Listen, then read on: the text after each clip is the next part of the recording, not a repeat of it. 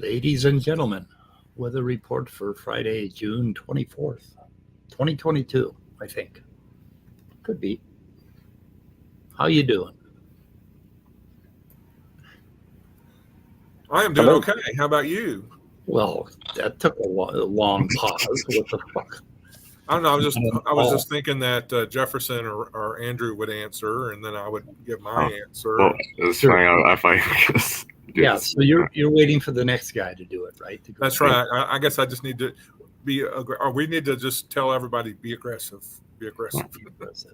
Well, I think the problem is I was trying to come up with the most succinct and poetic way to say it possible, but I couldn't think of anything before Scott. Yep. So I wanted to point out. Say that. I wanted to point out that these 5 people at the top think that states should have the right to do pretty much whatever they want. Like, if they got some cotton that needs picking or something, that they should have basically, they shouldn't be interfered with by the federal government coming up with rules. So these 5 people, keep an eye on them. We're gonna have prayer in school. Of course, slippery slope fallacy, I guess. But I think they're gonna do more. I think they're gonna do more, and it's gonna be damaging. If it leads to prayer in school, then I'm gonna be seriously. Well, we got this one drunken idiot, Brett Kavanaugh. I mean, he is an absolute idiot. I hear he likes beer. Yeah, I hear he likes beer too. And he's gone on the record many times to the stating his love of beer. Yeah. Of course, there was a song by Tom T. Hall by that very topic. That performance he did when he was being basically vetted was like the worst thing I've ever seen anybody do publicly. Yeah, no respect for the institutions of our government. And then he was almost crying, and like it was just like really not socially. It was socially awkward. I love how Scott's hat is really symbolic of the topic at hand here. Yeah, it's actually just my outdoors hot summer day hat that I forgot to leave in the car. Yeah, but I got it on or close to the 4th of July a couple of years ago. Were you going to say something, Jefferson? He forgot. Did you forget? Jefferson, where art thou? If you're talking, we can't hear you. Yeah. Oh my goodness. What happened here? Uh-oh. Well, maybe Jefferson, while he works on his sound, we can look at that quote. Maybe go out and try coming back in, Jefferson. Yeah. So one of the quotes here is kind of cool. This is by Kirkpatrick Wise. What does he work for? Creation Ministries or AIG? Kirkpatrick Stupid. Yeah. Yeah. If all the evidence in the universe turns against creationism, I would still be a creationist because it is what the Word of God seems to indicate. Seems to indicate. He's not even sure about that. Right? Right, yeah. Well, it seems to indicate, so I guess I need to give all credit to something that seems to be true rather than And apparently in this fantastical, fantasy here, he knows enough to understand that evidence is against creationism, that there's a thing called evidence and it's stacked up against creationism, but I'm going to just, choose to believe in something that seems that's what what the Word of God is saying. Yeah. Well, yeah, the way I take it is seems to indicate is like it feels to me I believe this to be the case already.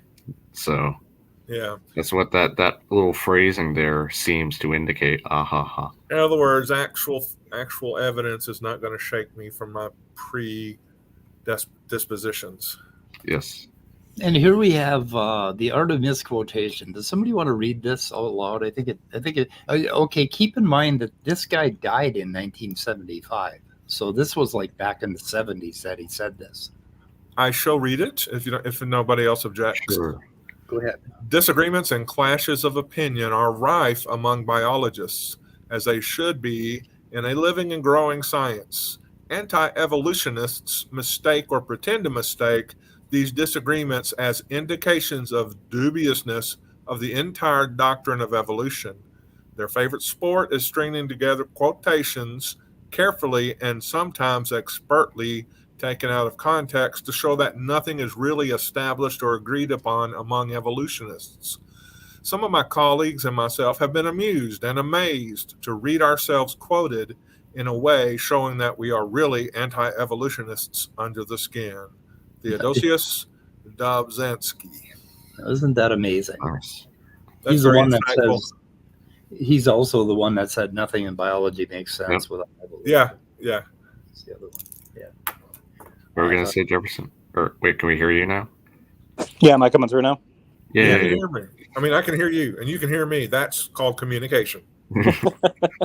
Yeah, I Yay, think- communication. When we went live, I think I lost my Wi-Fi connection and it switched to the like 4G or 5G, and for whatever reason it knocked out the mic. So like I could mute and unmute, but it wasn't working. So That's weird. yeah, StreamYard and iPhones never a good thing. So I won't be able to be on here long because I can feel it, like it's actually starting to cook. So I'm waiting for the case to start melting, bubbling. Yeah. Okay. We appreciate any time you can be on here. So thanks for the invite. what have you been up to? Not much. I was going to do a midweek stream. I was going to do one on Praise I Am and Darth Dawkins reviewing that Tom Rabbit Ozymandias conversation that I reviewed last week or earlier this week. And I decided, given as thirsty as Praise I Am and One Way have been for my attention, I decided to just hold off on that. I've been trying to get a hold of Jason Torn because I want to do a review of his brief conversation with Darth Dawkins that got caught, and but I wanted to invite him to join me. So we're still I'm waiting to hear back from him. I'm going to set that up. So maybe Sunday. I hope. He is really slow at reading his email. Yeah, that's fine. Yeah. What was that a discussion about, by the way? We're losing more. Sounds like you're talking through a comb. You're roboting. Oh, am I? Okay. Or, yeah, probably. Okay, now you're better. Go ahead. Shoot Okay. fast. Yeah, it's just that I was kind of interested in it because Jason Torn kind of gets like the Darth Dawkins special. Like it's very efficient. It's got like all the bad questions in it. So, and for whatever reason, Jason Torn really triggered Darth Dawkins, really frustrated him. So I know that was amazing. That's always fun. Oh, I definitely want to see a review of that. Well, Jason is the credentials man. Like he will bring up that credentials matter. Yeah. And that really pisses off the young Earth creationists who are really weak on credentials. Even their most credentialed people are weak because of the topic. And I don't know how long they had a conversation for, like what got it kicked off, but it's like most of the snippet that's been recorded for the video is Darth trying to put Jason on his usual like rhetorical treadmill, you know. Yeah, all you atheists are bleh. Yeah, he wants him to answer the foundational question and all that kind of stuff. But the way he does it a couple of different times, there's some really obvious mistakes. And it's great because it's like if I had to point a person like here, if you needed to see an example of the kind of dishonest, kind of ridiculous question asking that Darth Dawkins does to a person like the first time he gets a chance to do an exchange with him, what he does with Jason Torn is like textbook. And it's like condensed. Not only does he hit like all of his major points, but he also manages to hit almost every one of his major contradictions. Right. So it's a great little summary, and then on top of it, you get to hear him, start to have that strangled panic in his voice, Right. because for whatever reason, Jason, I think he knows Jason is a scientist. I have some science credentials. He's extra aggravated. Yeah, there's one thing I really admire and appreciate about Jason and Dr. Dan, also, and any other credential individuals I can't think of at the moment in our community here. But basically, Jason in particular is like they're really good at keeping their patience, even when the questions being thrown at them are really nonsensical and kind of these ad hominem attacks and insults, for example. But so I kind of just admire their kind of steadfast reactions there. Yeah, exactly. Yeah, I think guys like him kind of keep it. The one thing that really seems to interest me is that you've got some of the more credentialed people who are actually have the attitude and kind of have the practice of being no bullshit, talking to somebody like Darth Dawkins, who likes to advertise himself as being no bullshit, but clearly is, because if somebody's like, yeah, what's the point of your question? What the hell are you talking about? Why don't we talk about the topic at hand? Then Darth Diva will just start spiraling and twirling around, and like somebody set him on fire, and he's just clutching his pearls and gathering up. It's like coming on. That's what's you take, or that's what happens when you take an inherently irrational position of a person and put up against a more rational individual who said, okay, I'm going to go through your arguments and take them apart one by one, and we're going to go through this step by step, and it doesn't end up well most of the time. Doesn't end well. No. Well, there is a group of people like Kent Hovind, Darth Dawkins, Standing for Truth, and they have honed this their narrative. So like when you turn them on, like they're running a little program. It's like a little show, and if you interrupt that show or you hold them to some small point, it totally fucks them up, because they're like a tape recorder who you stuck a fork in. It's like it just fucks them up if you can get a hold of the the conversation long enough to put their nose in something that they're saying. It blows their shit away, and so they get angry, and they get irritated. So yeah, yep. I think I saw a glimpse of that, like a teeny tiny glimpse of that with Kent Hovind yesterday, but I would say not nearly as much as some better debaters out there. Yeah, we're gonna play a little bit of that. I first wanted to deal with, this video is by Jason Rosenhouse, who wrote the book that we are reading and that we're going to be going over in a number of segments. Is he a creationist? Scott, no. He's a mathematician. He's been fighting creationists ever since he got his PhD. Oh, nice. So, and he's where I got this quote from for Dobzhansky. So anyway, he's talking about quote picking here, cherry picking. I'll just do By the way, we have the link to that video among the creationists in the description. So it's a good presentation. He wrote his earlier book, Among the Creationists, based on all that information there that he provides. Yep, he talks a little. That's the guy right here. Yep. That's him. Quote people out of context. So they'll often quote people in ways that make them seem to be saying the exact opposite of what they're actually saying. Now, this is Theodosius Dobzhansky.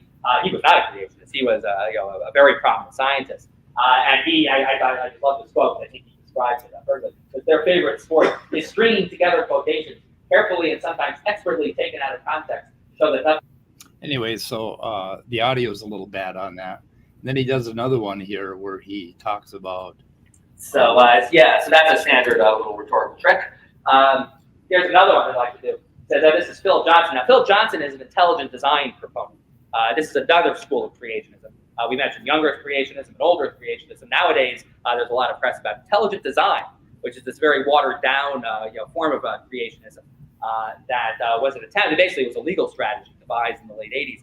As more and more courts struck down attempts to introduce scientific creationism, up popped intelligent design. Now, of course, intelligent design, had a bad day back in actually almost exactly about 9 years ago, I guess 2005, January, when the intelligent design got its big test in court, and the evolution side won, and that was a pretty conservative judge. It was George W. Bush appointing the judge, and the judge laughed at them. It was a good day for evolutionists, basically. But anyway, Philip Johnson is an intelligent design wrong. Here's the kind of thing that they write. It says if the evolutionary scientists were better informed or more scientific in their thinking, Philip Johnson was a lawyer. He was a law professor, right? So it's a little nauseating to have to lecture scientists about being better informed.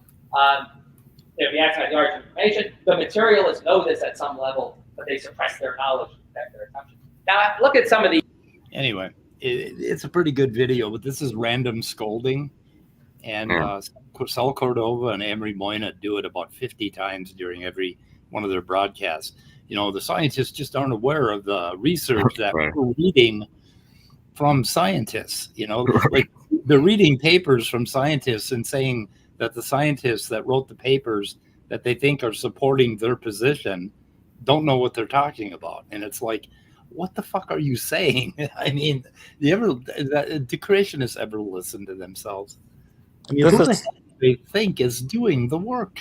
Well, it's interesting too because the little fracas that it's not even that it doesn't even really rate as a fiasco, but like that little kind of exchange. My brother and I have done some videos about One Way, kind of going after Dr. Bowen for his book on biblical slavery, right?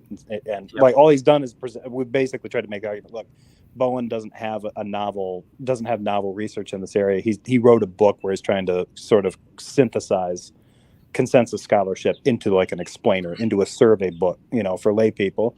And no matter how many times you do that, One Way's approach is this exact thing. I'm glad you brought that. Is the random scolding approach. Like, but you haven't read this scholar and you haven't read that scholar. And if you'd read all the scholars that I read, you'd be reaching different conclusions. And it's like, yeah, but I'm not convinced that you're capable of drawing the correct conclusions from nearly anything that you read. So, yeah, I mean, that's how I come back at it.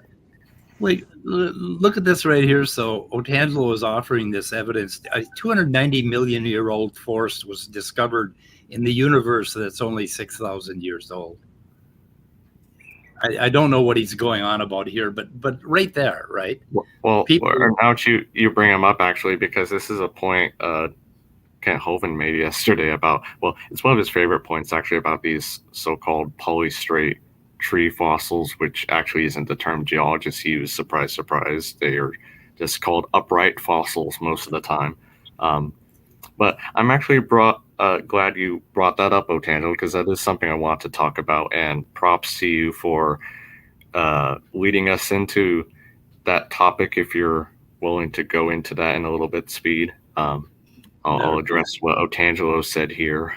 The Tico Times is one of the most well-established, respected journals in the universe.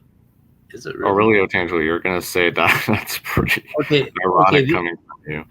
These are lycophytes, basically. Those like the very first land, not exactly plants, that pop up. Yeah, basically somewhat related to club mosses and other lycopods and horsetails, for example. Those are kind of the main large plants back in the day. Yeah, and so Otangelo, so fucking what? So what? I don't know. Yeah, what was the size of the area, and why is a global flood even needed to explain it? One meteor falling into the ocean close by could, provide tsunamis that go several miles inland. So I don't know. I guess I'd have to read the article, maybe look at the studies that it was based on. Well, we're all the oak trees and the pine trees and all the other modern 6,000-year-old things that God made. Right. In that forest. Where they only found the top layers. So weird. Something that has gone that we don't even have anymore. 100-foot high club mosses. Yeah, just to kind of address what Otangelo was saying here about the polystrate trees, the explanation for how they got there, how they were preserved, is kind of just found the rocks themselves as kind of staring you in the face, to be honest. And it was figured out by a guy, I believe his name is Dawson.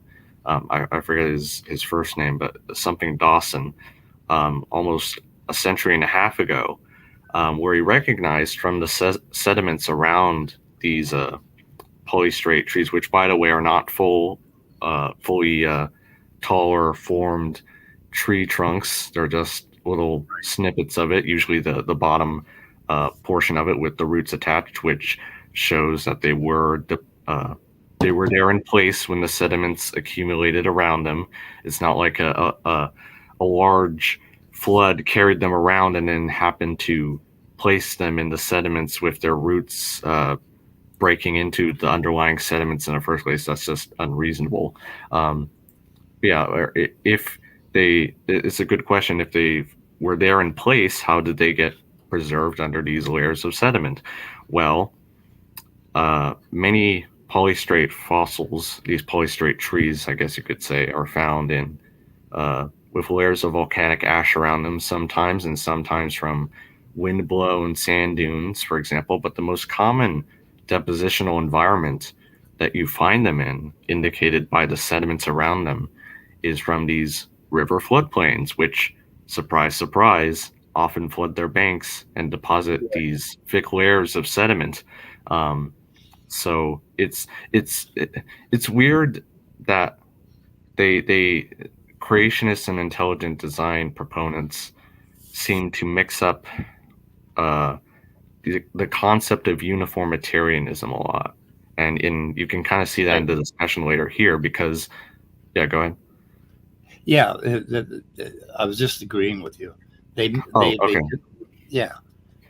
I mean, because the uniformitarianism of Charles Lyell's day, back in the mid 1800s or so, was that the processes we see today occur at the same rate as they happen today, all the way back into the past, which we obviously know is false. Like you can clearly see that from the sediments. And what modern uniformitarianism, or sometimes called actualism, says is that the laws, the inherent processes that we see around us today, just happened in the past.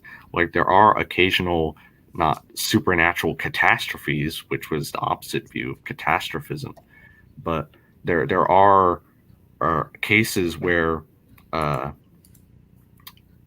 depositional events can be quite rapid, and we see that today even. So it's not so much a surprise that these processes that we still see today, like these local flooding events, for example, which again explain these upright fossils, this isn't in any way contradicting uniformitarianism or modern geology. Right. So I just want to make that point clear. Like ice dams breaking in North America, like right. In Washington, that happened over and over again. And I think one of them actually formed the river valley that's right outside my door. Right. It was basically a good way of like a good way of saying is basically going back to extraordinary claims require extraordinary evidence. Well, if we have the evidence that some of these local catastrophes happened, then we're willing to accept that they did happen, but we're not willing to accept that a supernatural giant worldwide flood happened and explains all of this, because one, it clearly doesn't, and there's no evidence for it. So that's the difference. So did you want to review your little talk with Kent Hovind? Why would anybody talk to him? But go ahead. I don't know. I must be crazy, I guess. You love it, don't you? I probably do in some subconscious way. You know, at some point you're going to look outside your door and you're going to see a bunch of creationists with torches and pitchforks. Well, it seems to be happening already to some extent. You aren't making any friends over there. No, I know. Okay. I mean, look at what's already happened. I've made some frenemies with Sal and LPP, and I guess to some extent SFT, though it's kind of iffy on that one. But yeah.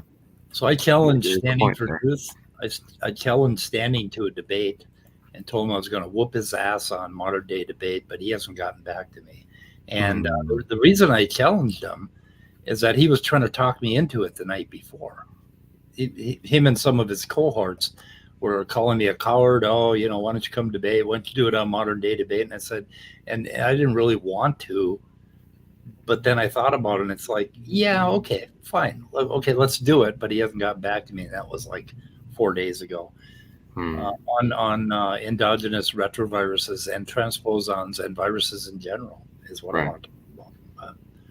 But we'll see. It'll take a few months. Yeah. Okay, you ready? Are you want to review it now? Excuse me, folks. I have not heard this. You ready? Yep. Oh yeah, there's a special or we'll get to that. Yeah. Okay. You'll see. Yeah, sure. Thanks for having me on. My name's Andrew, of course. I'm often in the side chat of these discussions, but basically what I want to talk about or try to explain at least, which I think I can do if I kind of let's see if it's full. Or I guess what I'm going to try and do is explain some of the principles behind what we're actually doing with biostratigraphy and whatnot with these relative dating methods, which I saw some kind of information about it, but I didn't see a full explanation or not all of the details addressed, I think, or all the nuances and nitty gritty of it. And so I kind of want to demonstrate that. I kind of drew up a little diagram here, if I can kind of, let's see, can I adjust my camera so I can show it. Hopefully this works. Sorry, this is the boring part.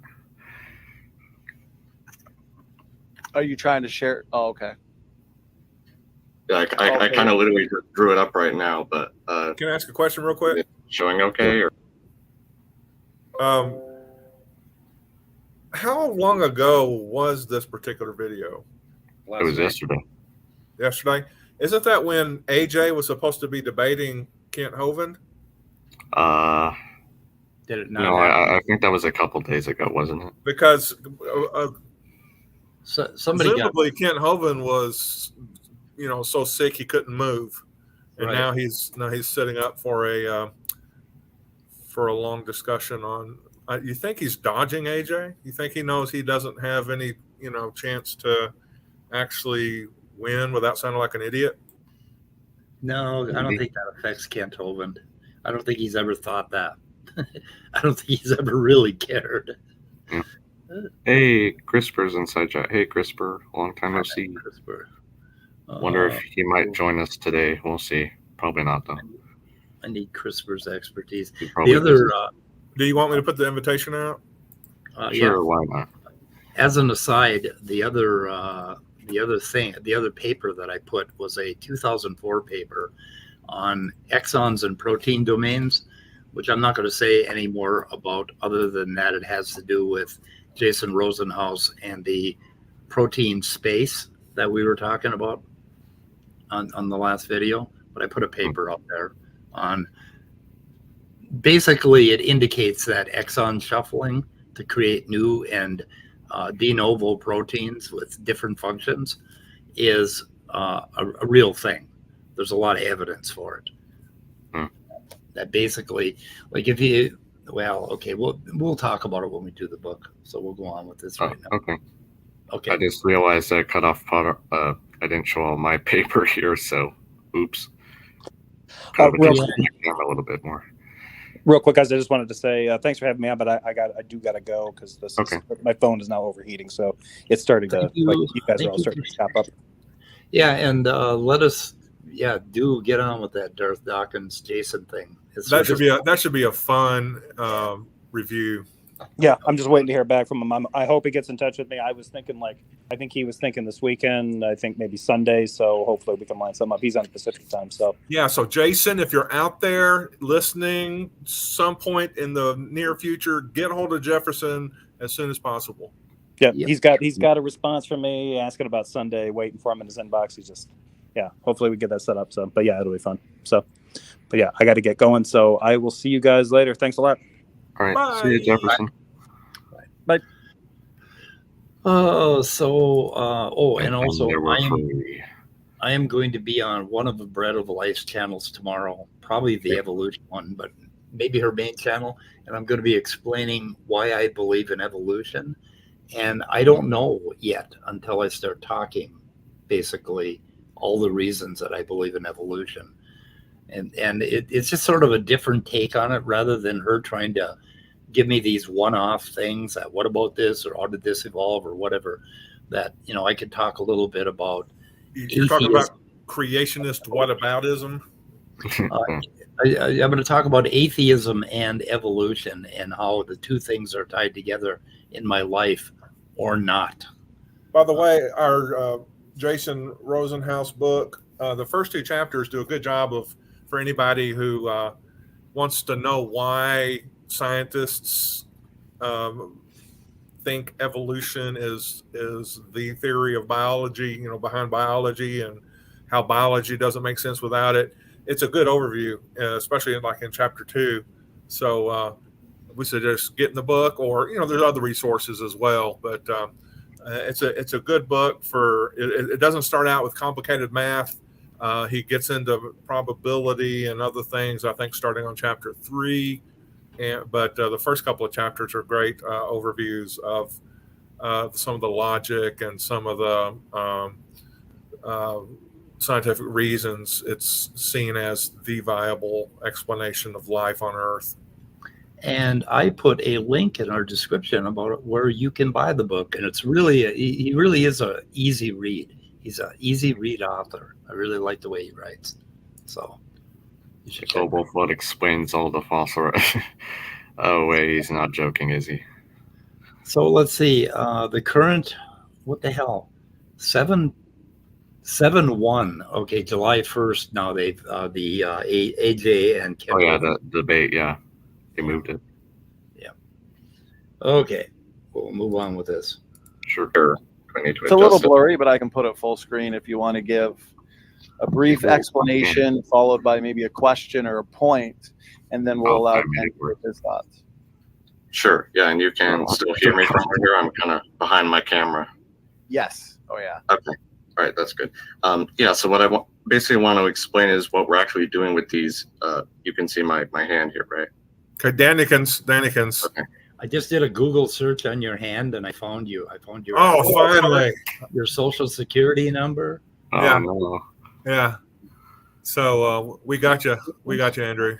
I even got some stretches of your DNA from that. So yeah, the resolution of cameras is just so incredible these days.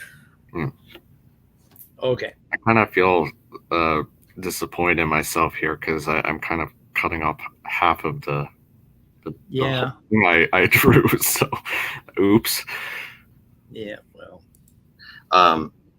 What we're basically doing is we have these multiple localities, different formations stacked on top of each other, which these formations can be different depositional environments. That kind of answers one question from earlier, is where is the sediment coming from? It's coming from deposition, mainly from the uplift of other areas, erosion gradually wearing down the sediments there and carrying them away to a low-lying spot like an ocean floor or a river delta, for example, and being deposited there. But anyways. Actually, Andrew, right there is a good point, I think, for us to at least stop at right now, Sure. in terms of where the Dannikins. sediment's coming from. Okay, Andrew, I was just wondering, what's the most people you've ever made a public presentation in front of? Just like family relatives and like on science stuff. Yeah, science stuff. Just in class. Yeah, just a few people. Yeah, like a class or usually just relatives. So 20 or 30? Probably a little less than that. Okay. Yeah, because you seem real confident, and I think you'd be great at I appreciate this that. kind of stuff. Thanks. Yeah. Okay, so he's going to ask where the sediments came from. It's called gravity and weathering, and right. Well, it's basically because the it's interesting. The rock cycle and plate tectonics are really intricately connected, and it makes a lot more sense now than we understood the rock cycle 100 years ago when plate tectonics wasn't really a thing. Because we now understand, okay, these mountains are being uplifted, they're wearing away due to the elements. The sediments are being carried to spots where gravity is carrying them to spots where it's more stable. Basically, the elevation, they kind of run out of energy and they stop. Really explain this poorly. I wish I had a diagram, but basically the stream is carrying these sediments, and eventually the stream loses enough energy so that the sediments kind of just fall off and get deposited. And that may be in a lake or like I said, a delta, or just all the way to the bottom of the ocean, where it kind of just settles out. There we go. That's the word I was looking for. Yeah, there's nothing mysterious about how deposition works or anything. Yeah. This has been known for like centuries. Yeah, and they, in their minds, though, they automatically reject anything that takes more than 6,000 years, right? So they don't understand it. Like in Minnesota here and to the north of us in Canada. Oh boy, AJ's here. So we wanted to weigh in on Hovind here. Anyway, there's a mountain range called the Laurentian Mountain Range in basically Canada and northern United States that was 6 miles high. Yeah. And when I grew up, they were just foothills. There were some foothills in Virginia, Minnesota that were the leftovers of that 6 mile high mountain range.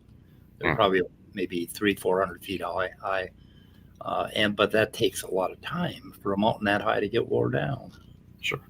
But they don't believe in time. Yeah. Well, since AJ's here, if it's okay with you, AJ, since I know you've had some interactions with Hovind yourself, maybe after we're done reviewing the video, maybe give some of your any constructive criticism or just anything I can use in the future would be very, much appreciated. Yeah. Always trying to build up on my debate skills. Yeah, sorry, my mic was muted. It fell. My mic stand fell over. Oh, no problem. So you did you debate? Hello, animated place. How are you? You just had a conversation. I love you. I love you. I love them. Yeah, they're basically having a kind of semi-open mic about the geologic column and whether it exists or not, kind of the usual spiel. Yeah. So what were you asking me? Or just after we're done reviewing the little video snippet here, if you want to give some of your thoughts, any criticisms or anything I could use in the future to kind of improve how I might do things. I got one for you. I got one for you. Do you have any debates planned? Not at the moment. Okay. Andrew, show the bottom of your diagram. Yeah, I know. Okay, you ready? That was a little oops on. Yeah, go ahead. Since that would be an answer to one of Kent's questions, and then we'll allow Kent to respond there. So appreciate it. Kent, brother, over to you. Well, yeah, I think you just proved my point. If it's erosion, washing it down to a river delta and forming a new layer, it's still the same dirt. You didn't change the age of it. You moved it. You can move it. That's what I'm getting to. You can move it with a backhoe or a shovel. You can move it with a river stream. Okay, I would like to respond to that. I was going to say, if you want to interject at any point, go ahead, AJ. Okay, so Kent Hovind needs to understand that in the English language, we have something called nouns. Okay. So a noun is like a thing, an object, or a concept. I hope I'm not echoing. Am I echoing? No, you aren't. I think you're echoing. I hear myself. I'm hearing echo. Oh, Yeah. hold on 1 second. No, it's because I'm playing a video. So I'm either going to have to get out and come back, or we're going to run into this problem because of fucking StreamYard. No, it's because I got my Did it go away? No, I Still have there. my headphones on, but it's still doing it. Try doing that real quick. It usually works. Okay, can you guys hear me? Yeah. Yep. Everyone's echoing now. Okay, I'm gonna leave and come back. I'll be right back. You guys talk for a minute. Okay, so in the English language you have nouns. So a noun is like a person, place, or a thing. So you have layers. A layer is a thing. So a layer forms. When the layer is done forming, Another layer. you now have a layer, and when that layer forms, what geologists do is you reset the clock to 0. So the age of that layer, regardless of the age of the constituent parts, Right. the constituent parts are not, they make up a whole. So you're not saying, oh, well, this rock, this dirt that formed a layer that concreted into rock, we're going to take into account the age of the dirt. No, when the layer forms, geologists reset the clock to 0. And the example that I always want to tell Kent, and then I'm going to tell him when we debate, is limestone.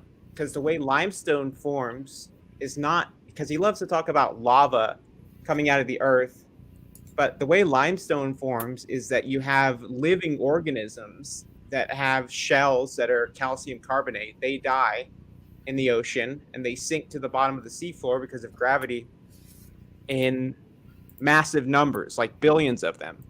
And then due to the tectonic activity of the earth and other forces, it compresses all these shells and other debris into limestone, basically chalk. Yeah. So that process takes time. And so it doesn't matter what the age of each individual crustacean was. Once the layer finishes forming, you now have a limestone layer, and then if you have a layer of a different rock that starts forming on top of it, by definition, logically, that limestone layer would be older. That's how layers can be younger. That's why the upper layers are always younger. It's the law of superposition. Yeah, it's like that's Right. too big for his brain to figure that out. And you know, dating sediments is it's kind of a tricky process, because if you don't have an organism where you can, you know, basically drill into the middle of it and do carbon dating or whatever, you're looking for crystals, and then you're only going to you're not going to find the date of the layer that was put down. You're going to find the layer, you're going to find the date of the material that came from somewhere else and went into that layer. So Right. if you look at zircon crystals or whatever, and that's why they use multiple huge piles of evidence that cross-check each other in order to date sediments. And this is kind of what I'm going to try and explain in a moment, if kind of failing at it later. But basically, yeah, what AJ said, you're not dating the individual constituents parts. It's like a series of events, basically. You can think of the layers being deposited as an event. It's what they're saying is almost as ridiculous as Okay, claiming, I got a question, AJ. Does he just pretend he's in the third grade so to play to his audience, or does he actually think like this? I mean, is he this dumb? I mean, or is he just playing to a third grade level audience in science? Because that's what he's doing. Well, that's literally what Kent has said. Did you have something else that you were going to say though? No. Okay, so he literally has said that, I operate at a fourth grade level. I intentionally try to target the children that are at about fourth grade because they don't ask questions about Right. rubidium dating. Right. And Kent has said that he would go out into neighborhoods and he would buy snow cone syrup and buy ice, and then he would go around and give out free snow cones to kids, and then That's kind of creepy. Yeah. he would have younger ministers with him, and they would tell the gospel to the kid while they snow cone, and Kent said that he would get hundreds of kids saved doing this. So he would give out free snow cones to So to in get other kids words, saved. what you're saying is he's using indoctrination, is what you're saying. Well, he's bribing them. Yeah. Right. And these are the same kids that you could probably convince Santa Claus brought their presents down to. You know, Right. Well, one thing I want. Oh, sorry. Go on. No, you can go ahead. Yeah. So, one thing I also see SFT in the side chat, but the thing I was gonna say earlier was, just going back to the layers. It's almost as ridiculous as claiming, oh well, the atoms in my body are all the same age, so it doesn't make sense to talk about one person aging over time as well. Yeah. Like, it's nonsense. Like, I just can't deal with it. Oh, and the preacher himself is in the side chat. So when are you going to respond on my modern day debate challenge there, Standing for Truth? Oh, there you go. So I find it very interesting what Kent says. He says, how can the top layer be younger? All the layers formed in 1 year during the flood. All right. Well, if they formed over the course of a year, did they Some all would- form? They'd some still of be them- younger. Right. Some would be older than others, because Yeah. if you had one that formed in January and one Right. that forms in December, then they're going to be different ages. And I would ask Kent, are all of your kids the same age? Right. So I've been preparing for the debate that me and Kent had scheduled that he is trying to back out of now. And I know it's not related to the geologic column, but one of the things that one of the questions I thought of yesterday, I really thought it was quite good, so I'll share it with you. I was thinking about asking Kent. I might have to bring it up in my Google Documents. Basically, like, Kent, so you have children, a son named Kent Andrew and a daughter named Marlissa, and they have similarities in their DNA. They have part of their genome sequence has, identical parts, So my question to him would be, is that evidence that they have a common ancestor, which is you? That would be my question to him. Yeah. And if he says yes, then I would say, okay, well then if let's say a dog and a wild African cat have similar DNA structures, is that evidence they have a common ancestor? And you would say no. Or like a goat and a gerbil, they have similarities in their DNA. Or a chimp and a human, they have similarities in their DNA, a lot of it. Is that evidence they have a common ancestor? Oh, no. Okay, well, that's a double standard then. Yeah. Okay, so where was the fight? What fight are they talking about? Was it on this stream? I don't think so. Oh, Snake was right. Said I literally had to stop watching when the fight began, so going to finish it soon. So what is he watching? Not sure. Well, one other thing I was going to say was, George Bond in the video here, he actually brought this up earlier before I joined, was basically these flume experiments showing that sediments can be rapidly deposited, but surprise, surprise, they still demonstrate the law of superposition, that the first layers are older, and then on top of them, other layers are younger, and then on top of them,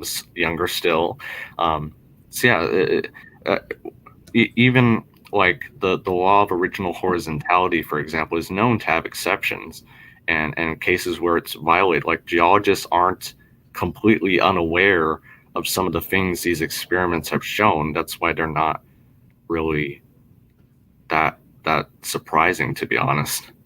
So was that the Colorado School of Mining stuff that they're talking about, where they did a whole bunch of experiments, laboratory flume, and let's see, where Probably, yeah. Yeah, okay. They had done a couple, I think. I don't know. I'd like to look into all that. I like Icarus's question a lot, but I will run by another thing that I wrote down to you guys. You can tell me what you think. Sure. So Mount Rushmore was built in 1927. It's 95 years old. But the materials used to make Mount Rushmore are much older than that. So is it 95 years old, or is it like billions of years old, or is it thousands of years old? Because it's not about how old the sediment that makes up the layers is. Right. That layers, what geologists measure is how much time has passed since the layer formed. Right. Because when a layer forms, geologists reset the clock to 0. Right. Yeah, that's a good point. Yeah. I think he'll probably just dodge that, though, to be honest. Yeah, that's fine. Okay, so he was talking about the Amazon Prime Boys series, and I asked the question: has the whole season dropped yet? The boys, no, they're doing week by week. Oh shit! I ain't gonna watch it until they fucking get the whole season done. Okay, so we're gonna move on here.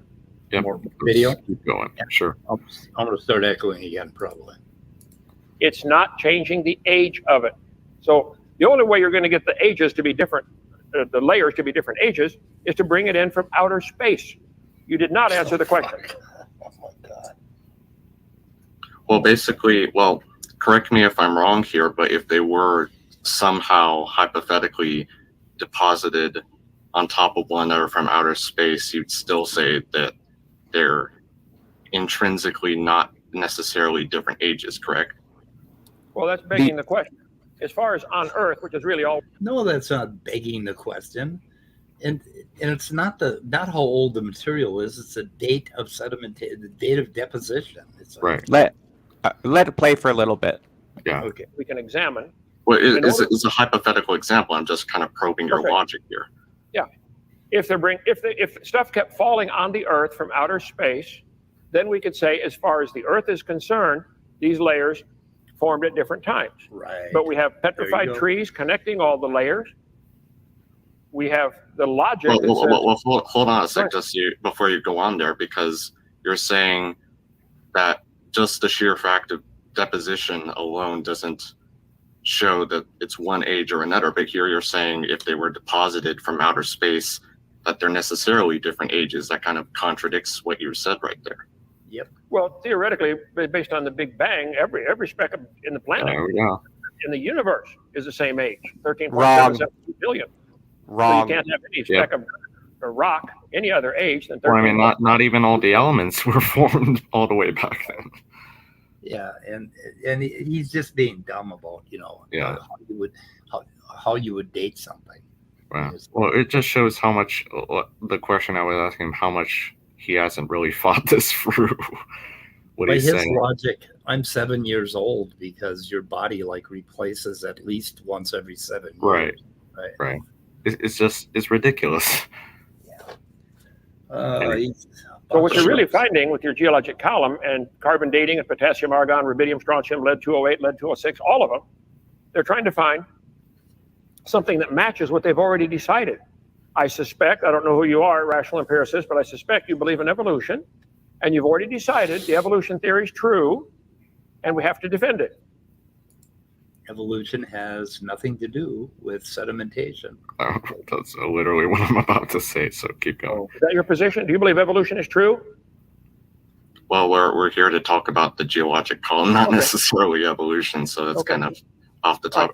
Well, so yeah, that's a fair point. Like, how do we know that these deposited layers basically are intrinsically different ages? And that's what I'm going to try and explain here, and with this little diagram. Basically, a little key right here where these red circles are, you can just consider those to be igneous deposits, igneous layers. So like an ash deposit, for example, from a volcano, or a lava flow, for example, and typically, of course, they go on more than once, so you get multiple of these igneous layers in between sedimentary layers that were where sediments were deposited, for example.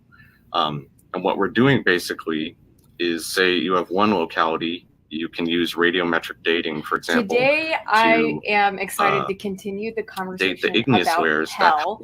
And I saw a the video layers in between and the layers earlier above this you. week that really Where's this one from? disturbed me.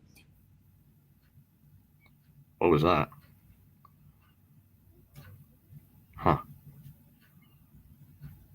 That was a video that I had tagged that just started up. so okay. That was Rebecca. She's talking about hell, and I think hell, atheists are right. This is embarrassing, is what she's saying. So I don't know what. Anyway, that's Rebecca's stream. I like Icarus's comment here. Those are just yeah. Okay. Bread of life. Anyway. YouTube, for some reason, doesn't know when to keep its mouth shut. Yeah. Since these stratigraphic principles, for example.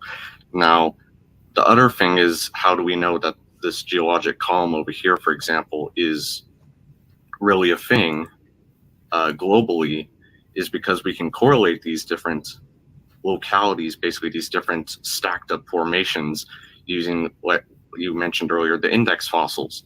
So, for example, we have the index fossils, just for simplicity's sake, throughout these different layers.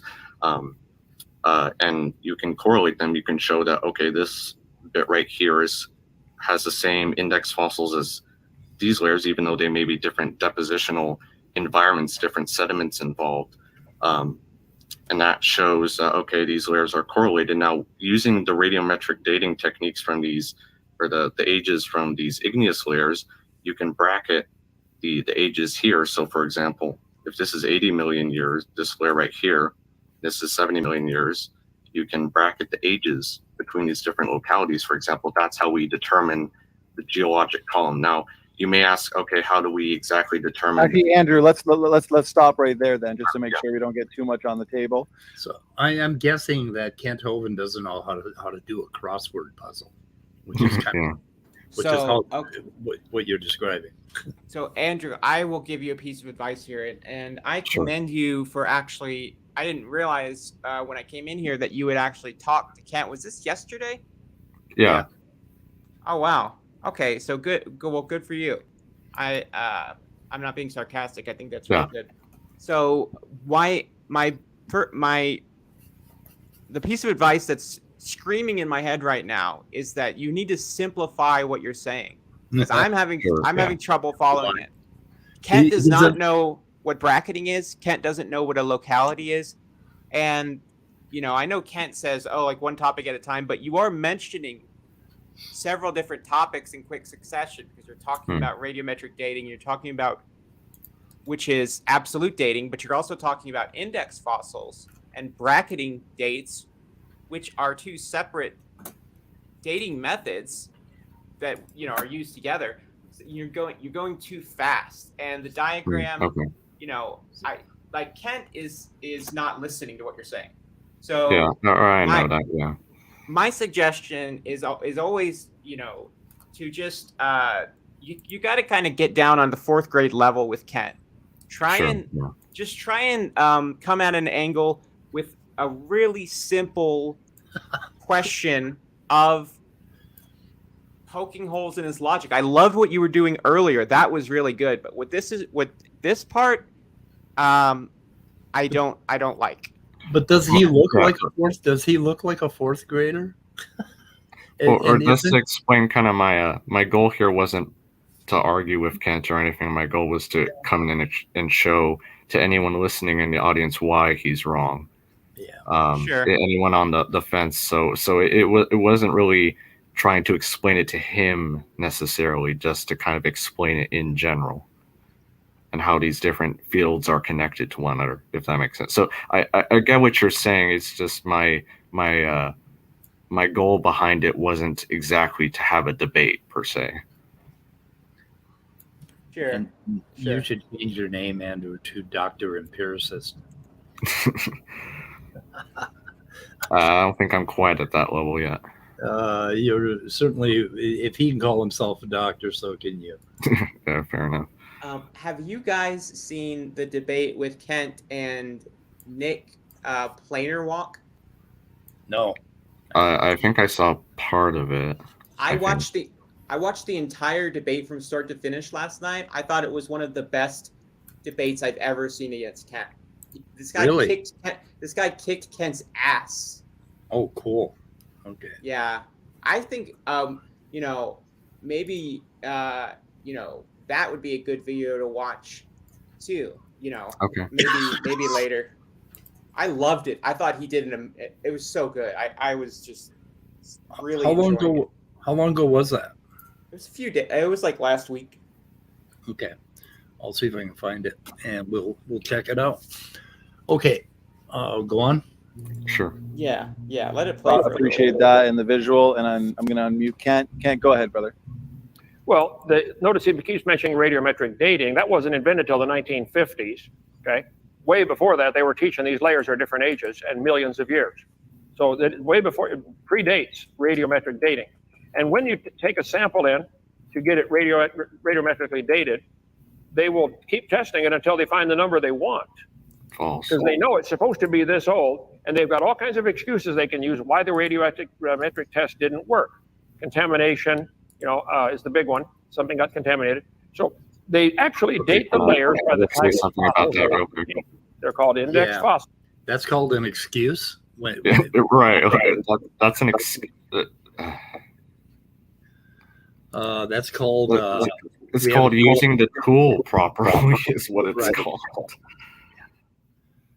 Oh my goodness. Okay, is that what you wanted to say? Yeah, pretty much.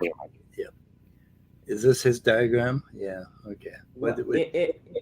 If they're just going to be completely fucking falsifying their results, why test it over and over again? Why not just make up the number you want? Just say it's that old. Right. It seems like it would be incredibly expensive over time. It's just too costly to be feasible. Yeah. Look at that. That's a great freeze frame for him.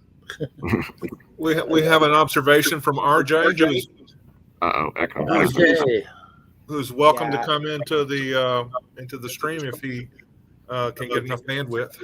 Just Yep. let it play, because we can't really talk and play it. So let it play for a little while. Yeah. Okay. Gotcha. Here we got limestone or shale found all through the geologic column. So How do you know the difference between Labet shale and Perry Farm shale?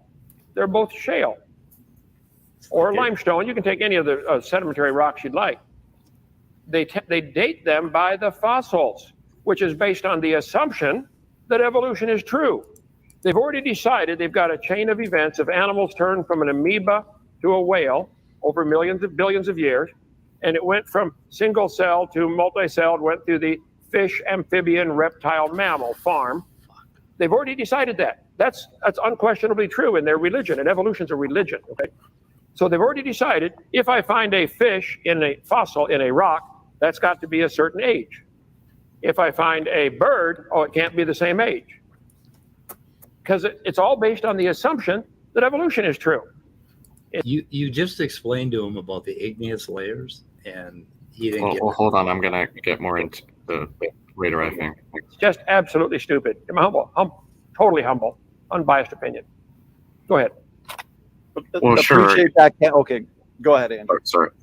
Yeah. So basically, I feel like you're kind of mixing up two different types of ages here, so to speak, because there are relative ages, the order of events, for example. And what I was going to say earlier was basically an event here, for example, would be the crystallization of zircon, say, in a magma chamber.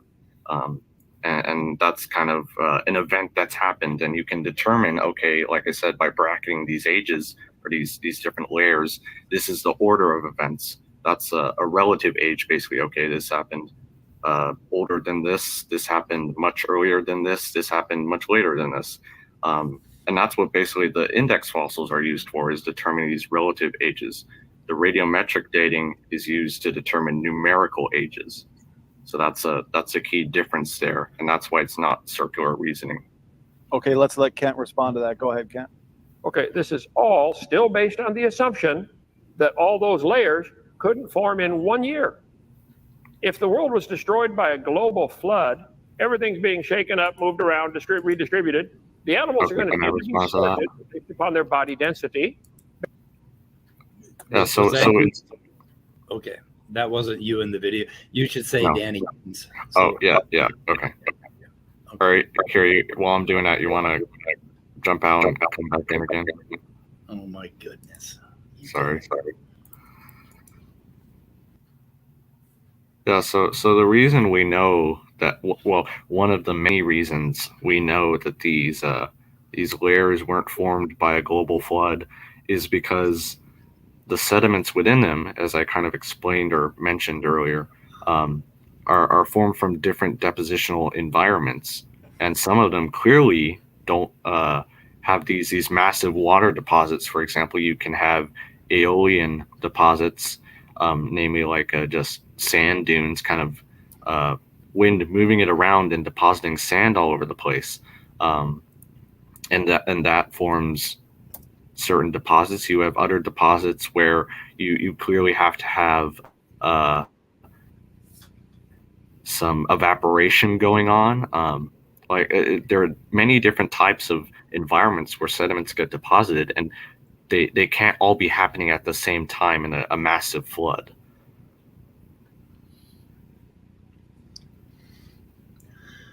Okay, so are you that's ready? what I'd say there. Okay. Sure. Based upon their habitat, based upon their intelligence, based upon their mobility, nothing to do with evolution. You're probably going to find most of the dinosaurs in one layer because they hang out with each other. I bet if there was a flood today, you probably wouldn't find many coyote fossils in the same layer as birds, because they don't hang out together. So what? Wait a minute. Is he sure about that? Well, I'm just going to say that's outright false. You don't find dinosaurs all in one layer. That doesn't even make sense. Yeah, but I mean, coyotes and birds, there's no reason why you wouldn't find them on the forest floor dead at the same time. I don't understand what he's saying there. Coyotes and birds are like, how are they separated? I don't quite get that. Okay, because birds are flying, he thinks they're going to be in a different layer? What? Yeah, he's going to get to that. Okay. There are so many other logical reasons for any kind of sorting to the geologic strata we see, other than what you guys have already decided. You've already decided reptiles turn to, or fish turn to amphibians. That's already determined in your mind.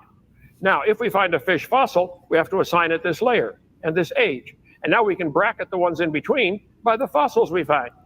The layers are dated by the fossils, and the fossils are dated by the layers. It is pure circular reasoning. I don't know how you guys can't see it. There is no such thing as a... Okay, totally ignoring the part about the igneous layers in between. Right. I literally just explained why it's not circular, but okay, so I will also note you find fish in pretty much most of the layers anyway, so his little simplistic progression here isn't actually what we see and not what we're claiming. Yeah. Okay. The geologic column. Go ahead. Andrew, go ahead. Well, sure. Okay, so let me address the first thing you said there. Basically, is the geologic column these or I should say, I guess, since we don't agree on that, the rock layers in this case.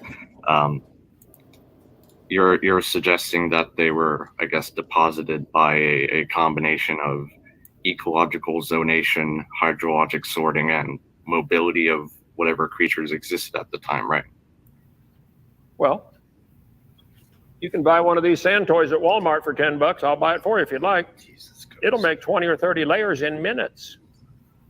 It happens while you watch. You guys are stuck. You're stuck with the dumb idea that the layers are millions of years different in age. Was that an answer? That was not an answer at all. The reason we know That was a total non sequitur. Yeah.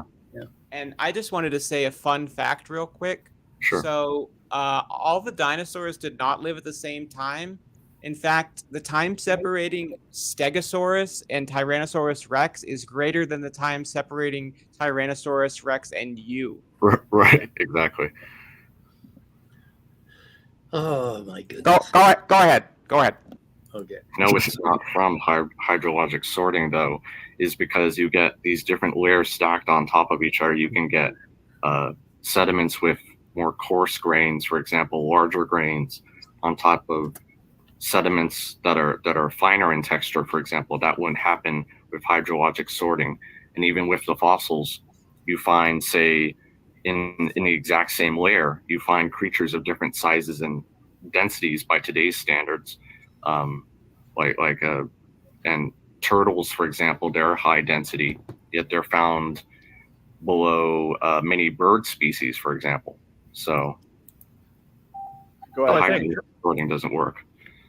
Turtles being below birds in the fossils would be common sense. Turtles don't fly in the sky. Oh my God. Birds can fly around till they avoid drowning till the last minute. I will admit I kind of walked myself into that one. The sand. I live in a gravel pit, 140 acres, donated to us. We have thousands of layers. You can come see them, and they are finely stratified. It happens very rapidly with moving water. It does not take millions of years. So for you to So all the birds like when this 800-foot tsunami came that they talk about in some of the flood videos, all the birds managed to escape that. You know, none of them were basically buried in that. They all flew over the top of that. Except we do have these feathered things right next to the dinosaurs and the layers, but yeah, those clearly aren't birds. I'm assuming that during the flood, no flightless birds existed. Yeah, that's the Maybe, other thing. yeah. Yeah. Flightless birds. Oh my goodness. Oh, I don't know. to think that because the coarse grain sand and the medium grit and the fine grit sand is therefore a different age. No, I just flipped this thing over again. Man, I already made 15 layers in 2 minutes. The layers are all from the flood, but the Bible says at the end of time, the scoffers would be ignorant, willingly ignorant of the flood. Stratification takes place rapidly. Layers can be bent quickly if they're all still soft, like I showed you. Hundreds of examples of bent stratification. Pause it. For one thing, I don't think the Bible is referring to the flood when he says scoffers will be ignorant. That is motivated interpretation right there. Well, 2 Peter 3 says the scoffers will be ignorant of the flood. That's what it says. But notice how these layers formed vertically.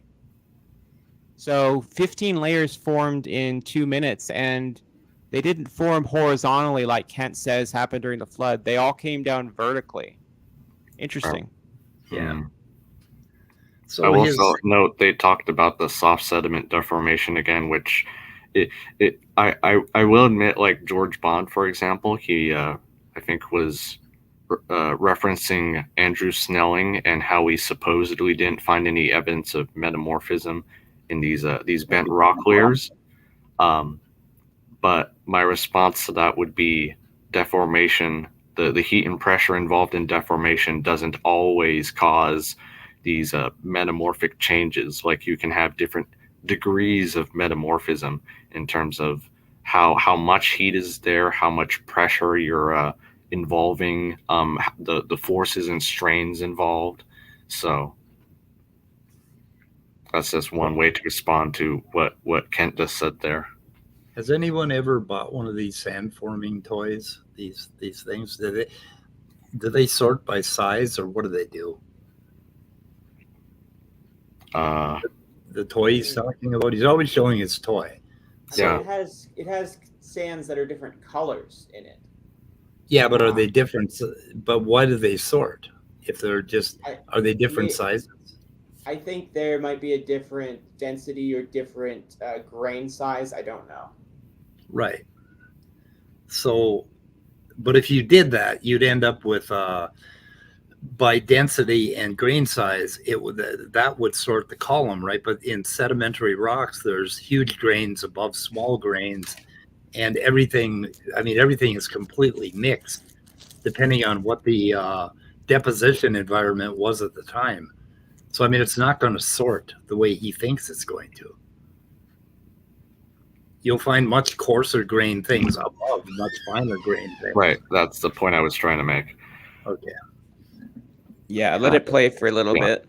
I'm going to try and reiterate. Exactly what we see, to look at the evidence and say, wow, there was a flood, and the moon tide pulling the water up and down for a year would cause a whole lot of stratification containing lots of dead things. Fossils aren't forming today anywhere that anybody knows of in any significant numbers. No. Animals die by the millions every day. None of them turn to fossils. But yet fossils are found by the millions. That's an indication of a rapid burial in a flood. But the Bible says the scoffers are willingly ignorant of the flood. The petrified clams in the closed position are found on top of Mount Everest. Clams don't climb mountains very well. And they're closed, petrified. They were buried alive. These are found by the billions. There's a seam in Tennessee, 10 feet thick. Millions and millions of petrified clams closed, buried alive. Well, are those clams or brachiopods or the other? Yeah. The things. Yeah, they're brachiopods, and they're concretions. Some of the things that Kent says are giant oysters are not even oysters. They're concretions of rock. But Kent I think he just totally contradicted himself here, because he said that birds are going to be in the highest layers because they can fly around until they run out of energy above the floodwaters. And animals that live on the seafloor will be at the bottom because they already live there. They're sorted because of their environment and their mobility.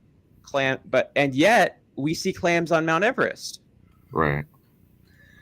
Yeah, and wouldn't animals that lived in the water be the last thing to drown during a flood? I don't know. Somehow they got buried. Really, I don't know. Yeah, that would be his argument.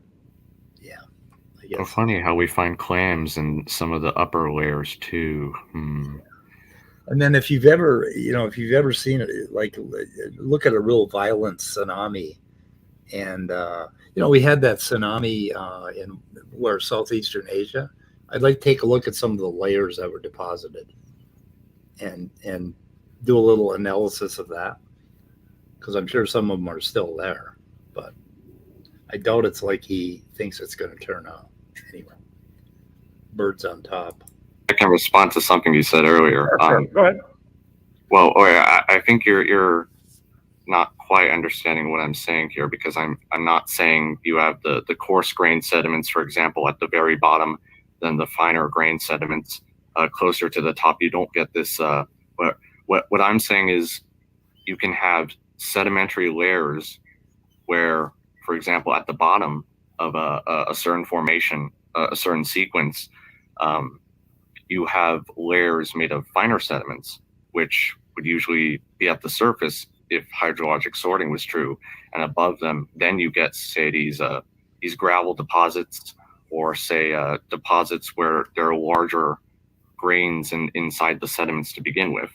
So I still don't see how hydrologic sorting would naturally form these layers of different sediments that clearly aren't laid down by sediments floating down the water. Well, each tide is going to be a totally different event. Each time the tide comes up 200 feet in a liquid-covered planet, if the Earth were completely covered with liquid, the tide would not get interrupted and would go up and down 200 feet. It's called a harmonic tide. Each tidal event, every 6 hours, 12 and a half minutes, is going to make a new bracket of different sediments. So you're going to have gravel. With a totally water-covered planet, how would the tides be churning up sediment over and over again? I don't know about that. It doesn't make sense to me. Yeah. I think the sediments would pretty much stay where they were if they were under that much water. I don't know. Do you know what he's talking about here, AJ? water. What did he say a second ago? So he should we replay it? Yeah. He's claiming that these tides came up 200 feet because of the moon on a water-covered planet, right? The entire planet's covered in water. Oh yeah, I can explain what he's saying. So yeah, there's going to be a swelling in the water, but the currents aren't going to dredge up the bottom. That's, like what, a mile or two down?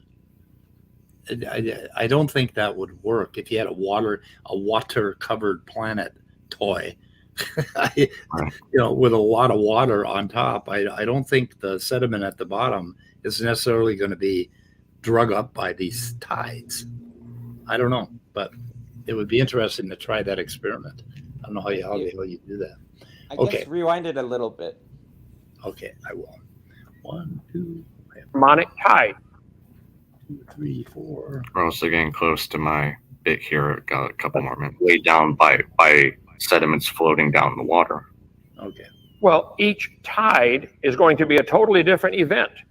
Each time the tide comes up 200 feet in a liquid-covered planet, if the Earth were completely covered with liquid, the tide would not get interrupted and it would go up and down 200 feet. It's called a harmonic tide. Each tidal event, every 6 hours, 12.5 minutes, is going to make a new bracket of different sediments. So you're going to have gravel, sand, clay, and the sand is sorted. Here's our gravel pit right here. Come see it. There is fine grain, coarse grain. And of course, it's automatically sorted that way in minutes. Sorted. And then you wait 6 hours, 12.5 minutes.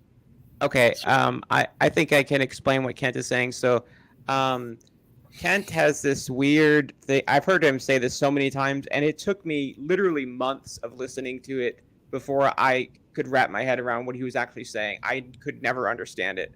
So, like he's saying, if you imagine the Earth being completely covered in water, there's no visible continents.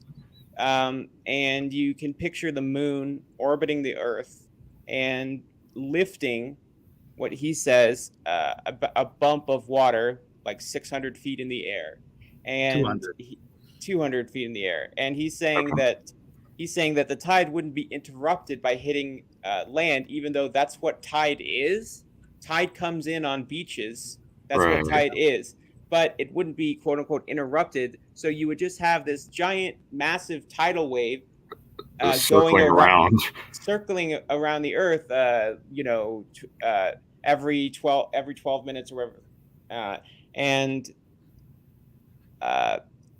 It would actually be just a big bulge of water coming up. Yeah, but it's kind of funny because he's talking about the sorting of fine grain, big grain sediments. That wouldn't happen in raucous floodwaters. The way that happens is you have calm waters. Right. After you have water with a lot of sediment in it that washes up. When the water is very calm, then gravity will allow the densest particles to sink to the bottom, and over time you will have the really fine grain parts. Like if you've ever stirred up like medicine or powder in a glass of water, the heaviest grains will sink to the bottom, and the others will dissolve in the water. The smallest particles will dissolve in the water, and that's how you get that sediment. It wouldn't happen if it was floodwaters. Right. If the entire planet was covered with water, and like I was saying earlier, like some of these sediments we know have to be like wind blown from like a desert region, for example. That's how you get a lot of these fine grained sediments, because that's the only thing the wind can carry, basically. These little tiny sand particles. Well, if the entire planet is covered with water, where is it coming from? Yeah. And where is it going? Like what? Right. And it doesn't make sense. Yeah. And that's aeolian deposits. You need land for that to happen. Right. Exactly. Wind blows across the land because you have pockets of, warm air rises, and then you have cooler air that rushes in to fill that vacuum. And that's sort of what causes wind. and it sort of goes in a cycle. And the wind will pick up dirt and small rock particles from the ground. But if there's no ground, then I don't know how that would happen. Exactly. Yeah. It just seems silly to me. It seems to be a common misconception with creationists, at least, that literally all of the sediments were deposited by rivers or whatnot. Another question I have is, weren't the continents supposed to be separating at 45 miles an hour during this time or something underneath the ocean? With this? Yeah, I don't know how he's going to get layers deposited during all that shit. Well, then again, earlier in this discussion, I think I saw, or at least implied to me, that Kent doesn't believe in continental drift. Okay. Oh, yeah. Well, he's yeah. He's not up to date on the latest creationism model or whatever the fuck's. Yeah.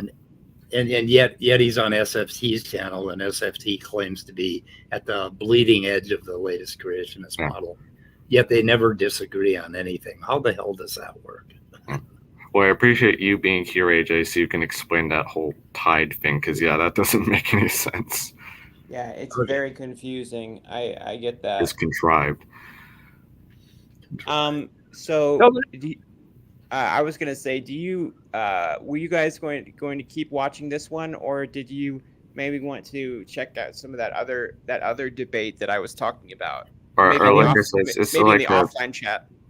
Yeah, it's only like a couple more minutes of me. Okay. Okay. Yeah, so go ahead. It's almost over. Let it play for a while, and let's wait before we jump in and comment. Yeah, sure. Okay, got it. The next tide, and you get another layer going the other direction. So the tide and the flood is the only way to explain the stratification that we see.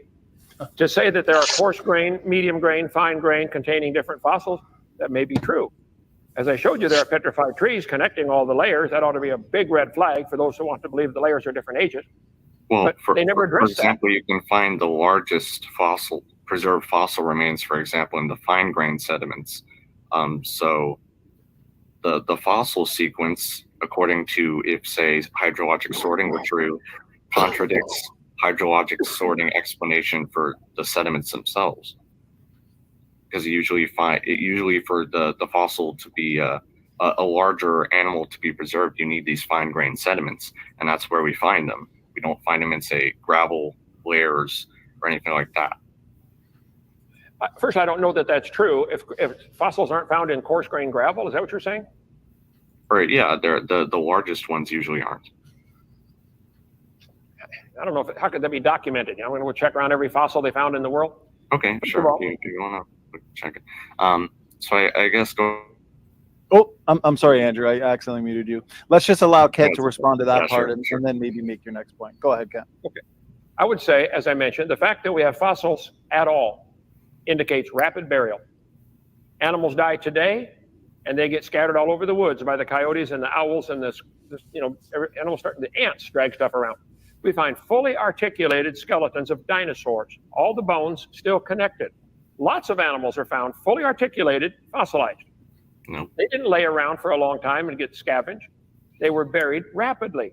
We don't find fossils forming today anywhere that I'm aware of in any significant numbers. The fact that we have fossils at all is indication of rapid burial. The fact that we have trillions of petrified clams found closed indicates rapid burial. The whole top of Mount Everest, 2,000 feet of that mountain, the top 2,000 feet is sedimentary rock full of clams, closed, petrified clams. I think they were buried rapidly, alive. So the fossils form, I think the only logical explanation is the flood. I don't know you at all, rational empiricist, but I suspect you're talked about in 2 Peter chapter 3, a scoffer that's willingly ignorant of the flood. You don't want that flood story to be true, because that means God has authority to judge his creation. Oh no, yeah, he does, and he will, and he's going to do it again. So the layers are not different ages.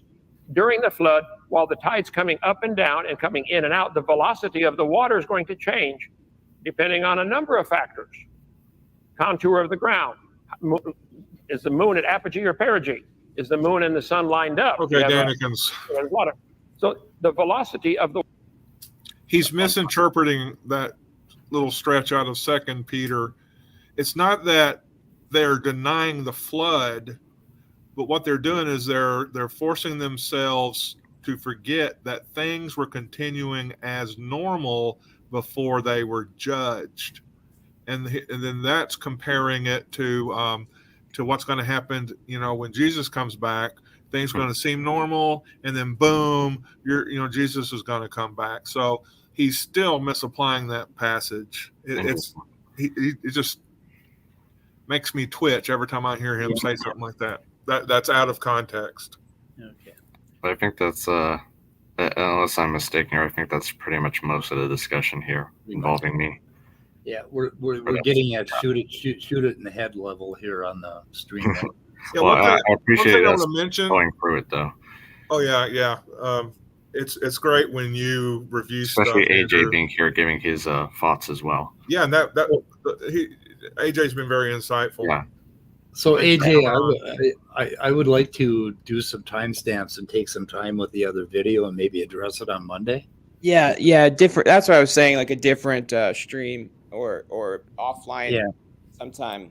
Yeah, but I real quick, I just wanted to say that Kent kept slipping in there that that there are polystrata trees that connect all of the layers. Yeah. No, that's just wrong. And secondly, what layers? I thought the geologic column didn't exist. So what are these layers that you're talking about? Well, beyond the fact that we, like I was saying earlier before you came in, we also have mechanisms to explain these upright fossils, like just floodplains, the rivers flooding their banks basically and depositing these rapid buildup of sediment. And the trees can still stay there for years or decades as these sediments accumulate. Yeah, see, I think your instinct with Kent, I think you did a great job here. But I think your instinct with Kent is to explain the actual science of what he's asking or suggesting.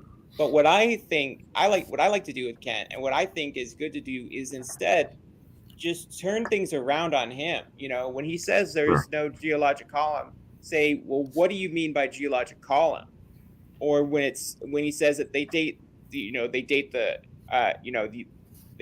all you can tell from a fossil is that an animal died, and that fossils are proof of a flood. Well, you just said that all you could tell is that the animal died, but now you're saying you could also tell that it was buried rapidly. Right. A flood. So I think it's really good to turn it back on Kent, because whatever explanation you or answer you give can be great, but he's going to say it's wrong. Right. So yeah. I think it's just better to, and it is good to have, Yeah, I understand what you're I guess it's just kind of the way I explain things in general is kind of linked to my personality, I guess. Sure. Yeah, and getting back to what he says about like fossils not forming today, any paleontologist worth their salt will say, well, we don't get a whole lot of ape fossils because when they're in the forest, they don't preserve very well. Well, if it's a dry area, it's preserved very well, and there's been plenty of instances where they think like mammoths and Tyrannosaurus rexes have fallen, and a local flood or mudslide covered them up immediately or within a day or so. Right. Yeah, he acts like this whole rapid burial thing is so surprising to geologists when it's actually, well, not always, but often an important factor for preserving them in the first place. And scientists are also well aware of the rarity of fossils. That fossilization is a rare thing. Even though we find a lot of fossils, we know compared to the sheer volume of life over millennia, or should I say millions of years, eons, it's a very rare thing. So it's silly. Okay, I found fully articulated chickens in the manure pile when I was a kid, back when I was a fourth grader, when I was on Kent's level. Fully articulated chickens, basically buried all over the farm. I mean, we would dig down and we'd find like a fully articulated dog or something, and it's like, what is he talking about? It doesn't happen. Now, let me mention too, I love instances of this, like when Otangelo threw that headline at us about the 290 million year old forest. Yeah. I did a little digging, and it's hard to find an actual journal article on the topic, but at least what the news articles are saying, there's this town in a smaller state in southern Brazil, Parana, that they found, road workers and geologists found 164 of those trees. Or they're not trees, they're pre-trees. They're before the dinosaurs, they're before plants. Right. They were a spectacular find, but 164 trees does not a forest make, for one thing. Right. And they were buried. Now, I do believe that, if you find 164 trees buried, you're going to find it's still an exceptional find. Forest. Yeah. But in no way does that indicate that it's because of a global flood. Right. It could be a local flood. It could be the river backed up and a lot of sludge went. Right. It could be a meteor landed out in the Atlantic. And if this was a global flood, why don't we find this all over the place? But anyway, I'm still looking it up, looking for a journal article, a study about it, because it's fascinating. Yeah. But I want to see what it can tell us about that area and what the area they think that the actual stuff involved. I'm looking for actual scientific data on something interesting, but in no way, nothing in those articles support the flood. Right. So we're going to show it pretty soon, and John just came in. But first of all, I wanted to ask, I came in like you guys were talking about something, and it just totally screwed my brain up because of what's on the screen. Why do you guys? You're talking about these 5 names basically shall live in infamy, and these 5 people, these 5 justices, think that we are 52 separate countries, and basically there shouldn't be any federal, they're the ones that voted in the affirmative to. Yep. Well, what they're going to do is bring a lot of misery, death, chaos, and misery, terror to a bunch of women of the future. And there's going to be all sorts of repercussions because of what they handed down. And in fact, we need to be careful that efforts aren't made to take away our rights as atheists to speak up and to say what we want to say on platforms like YouTube. Yeah, these people want a theocracy. That's what they're up to. So. Anyway, that's why I have their names up. I just thought we should burn them into our memories so that we remember these people. Well, yeah. That's but you guys were talking about it's funny with the subject you guys were talking about, because I was researching today online about the option of having yourself composted once you pass away. Huh. Yeah, I've seen that. It's very interesting. Human composting. Yeah, and it's only in 3 states right now that allow it. They're probably like you were saying earlier, John, when we were talking, that that basically they'll outlaw an appendix operation because they'll determine that somehow. Right. Yeah. Some actuarial table will determine that. Were we to just allow those people whose appendixes were exploding to just pass on, that it would be some benefit to humanity, and then they'll. Well, the state should be able to decide that, right? Right. Yeah, exactly. Yeah, so. I just blows my mind with all the shit that we allow as a country, and I say allow like we can tell everybody what to do, but we allow things that are antithetical to the American way of life to go on in the world, and then now we're going to do this. We're essentially in one fell swoop, those 5 justices are reducing half of the population to second-class citizens. Basically, you have no autonomy over your own body anymore. I mean, I'm flabbergasted. I just can't even believe it. Yeah, maybe Minnesota will pass a law against erectile dysfunction drugs. Yeah. Yeah. Let's see if they. Yeah, I mean, well, and then the other thing that I told you earlier too, you or somebody I was talking to earlier, is that I don't see anybody talking about, any of the pundits or anything, of course, but it just happened today, is that this is really good for Trump in 2024. Yep, it's going to gather his base, but then all of the kids right now that are going to come of age, voting age in the next 2 years, ought to consider this also. So we got 2 years of 16 to 18-year-olds that are going to be that should go out and vote in the next presidential election. Hopefully, I think that this could go either way for them. I think this may go badly for them. I don't know. We'll see. Anyway, I kind of want to shoot her in the head. Sure. Boys and girls. So what do you think? Thank you for everyone joining us. I'm sorry. Sorry, go ahead. Well, no, I did have comment on what you guys were talking about. That okay, because beyond the fact that I was looking at composting, versus the incineration thing or whatever you call it, cremation. Yeah. But you talk about the rarity of fossils, even though there's a lot of them and yada yada.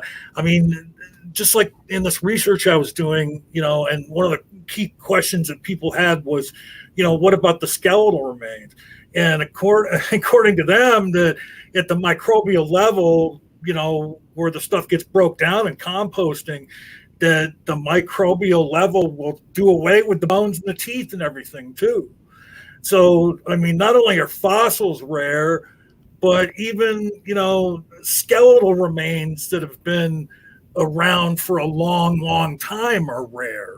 I mean, because people think that skeletal remains are like this impervious material that lasts forever, and it's just not true. I mean, right? Yeah, and that's a good point. Like, you're not just gonna simply put a skeleton in the dirt and out pops a fossil later on. Like, it's a lot more nuanced than that.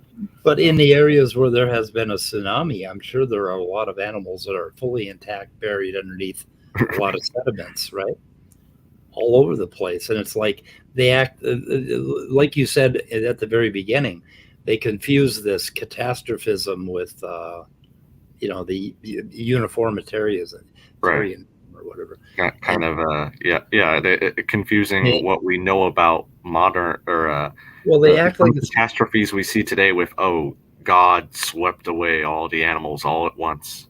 Well, they act like it's got to be one or the other. It's got to be either really slow with no floods, or there's got to be one big flood. It's a false dichotomy. And yet, I've been watching flood footage like every week from somewhere. Yellowstone recently, right? I mean, Jesus, what? Yeah. I mean, we know these things happen. They're not terribly rare. I mean, like, it's a combination of both, is what it is. Yeah. Okay, gonna shoot her in the head, guys. All right. Okay. Bye, everyone. Cool world. Sorry.